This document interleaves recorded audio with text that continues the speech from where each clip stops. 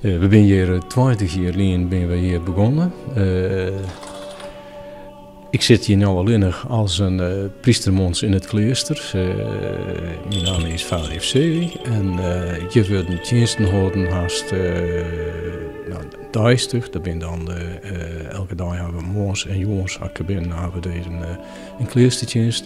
En op feestdagen, dat is meestal wel 1 keer in de week, dan hebben we hier diensten. En in de rin van de tijd is het gebouw aanpast voor de orthodoxe eredienst. En is er dus een iconenwand bij icoon inkomen, meerdere iconen. En achter de icoonwand is vanzelf ook alles opruiden voor de orthodoxe eredienst.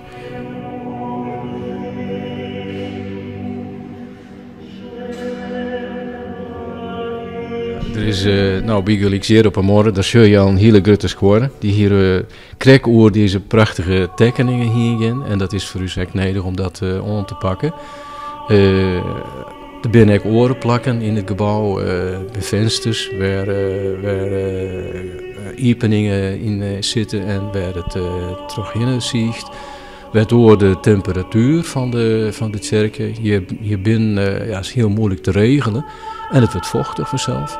En dat is vanzelf weer heel slecht voor uw icoon.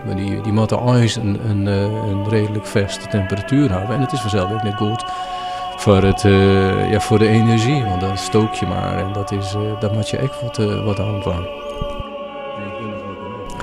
Wij zijn met certificaten begonnen, omdat we moeten geld gebruiken uit een bredere kring dan uw eigen kring. Uw eigen kring van bezoekers van uw kloosterdiensten is Leeds.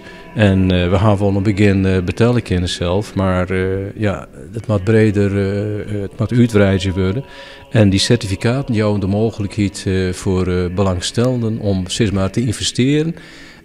Met een lietsbedrag van €25 in de renovatie van uw kloostergebouw.